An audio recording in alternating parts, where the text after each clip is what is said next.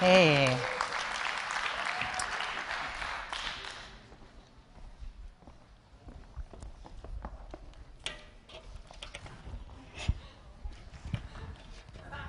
Thank you very much.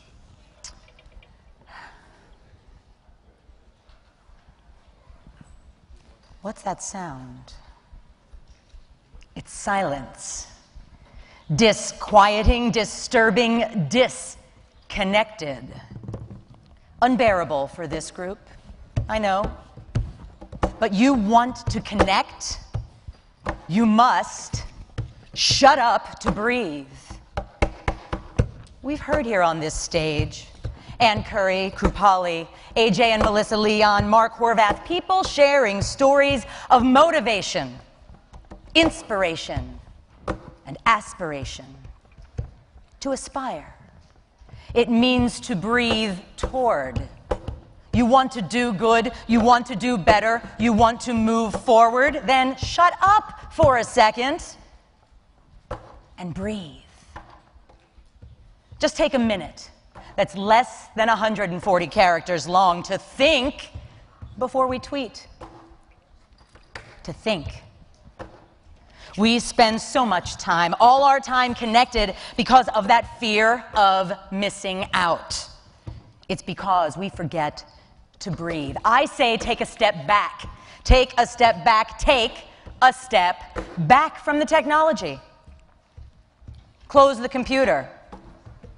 That's not a request in the third row. Close the computer.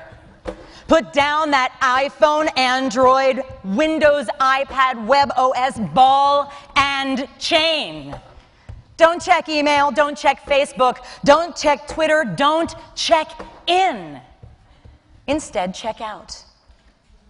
The sounds around you, the things around you, the eyes of the person right in front of you that you can't see because you're always looking down. Take a moment and breathe. Thank you for allowing me to do that. I've always wanted to do spoken word at the 92nd Street Y before. So, ladies and gentlemen, Jaron Mossman, launching three-letter marketing today. We met yesterday, actually, so like in Twitter terms, we're like old friends. So, in any case, we've heard a lot over, I'll take these off so we can connect a little bit better. We've heard a lot over the last day and a half about the things that have been done, are being done, and can be done with social media to do good in the world and make the world a better place, and that's great. But let's not forget something. If we don't stop for just a second to remember to breathe, then none of these connections actually matter. The first connection you have to make, yeah, I'm pointing at you. The first connection you have to make is with yourself. That's why I entitled this talk,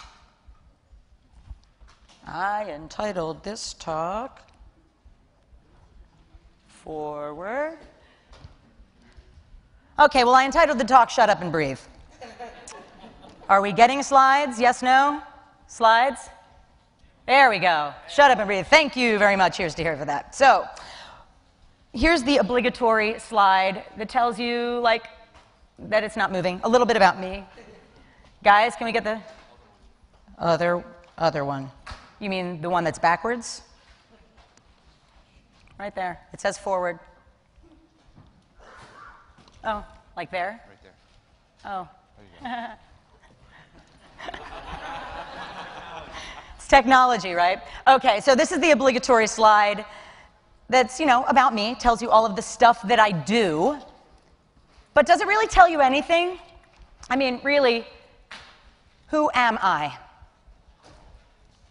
You know, I am a lot of things.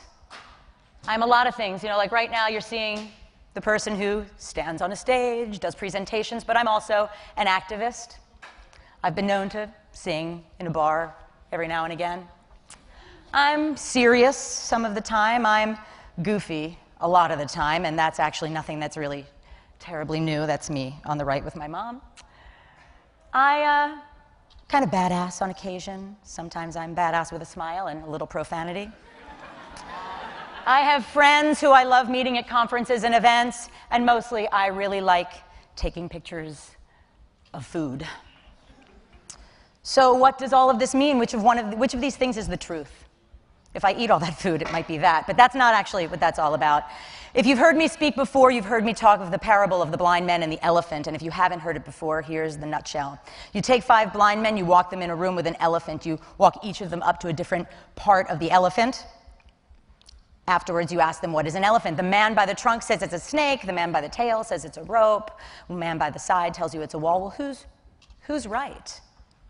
They're all right. They're all accurate. They're all accurate in aggregate. It's the story altogether. And you may say, well, Cathy, that's so confusing, and the world we live in today is so confusing. All of these places to tell my story. Well, you know what? It's not that confusing, because again, there's a common thread. You are the common thread, and your story is what's really important. So I'm actually going to share a little bit about my story and why it really matters to me. Just May 15th, 2008 was the morning that I woke up and found out that the California Supreme Court had allowed marriage in the state of California. And I started to cry. I couldn't figure out why. Why did that matter to me? I mean, yes, I'm a gay woman, but I didn't think I wanted to get married. That seemed like a bourgeois thing to do. But what happened in that moment was I realized that I was being recognized by the state of California in a way that my closest friends, my closest business allies, and even my family didn't acknowledge or recognize me. Not because they didn't support me and love me, but because I never shared my story. I wasn't out. I didn't let them know that this was part of my story. Fast forward a year, the election in fall 2008, Proposition 8, that evil proposition on the ballot in California that took away the right for gay people to get married. That's when I started telling my story as an activist. That's when I became an activist and realizing that every place I go, everything I do, my story is part of who I am. It's how I view the world.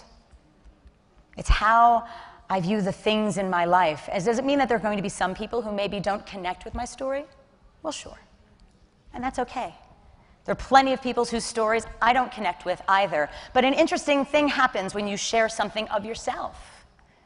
When you connect with people on that sense of self, on that sense of presence, it removes that other thing, that thing that makes it so easy to hate someone. It makes it so easy to be fearful. It takes that away. I realized that perception required my participation. If you don't speak Spanish, that's what that says. That in order for me to have a perception in the world that other people would have of me, I had to participate. I had to be present. And that meant putting down the technology and stepping back. Taking a deep breath. It was kind of revelatory for me, really. Like a big beam of light. Cathy, this is your story. But really, I had to be present, and I found the more that I got present with my story, the more I started hearing other people's stories too. And that wasn't about how many characters they had in their tweet or what photo to which they had linked.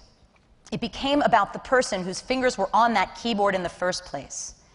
I started reading the entire narrative that comes in someone's tweet stream, the inane to the intellectual and everything on the scale in between.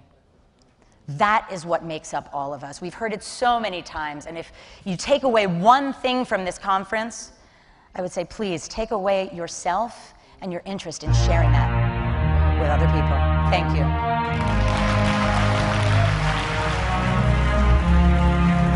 Thank you. You're welcome.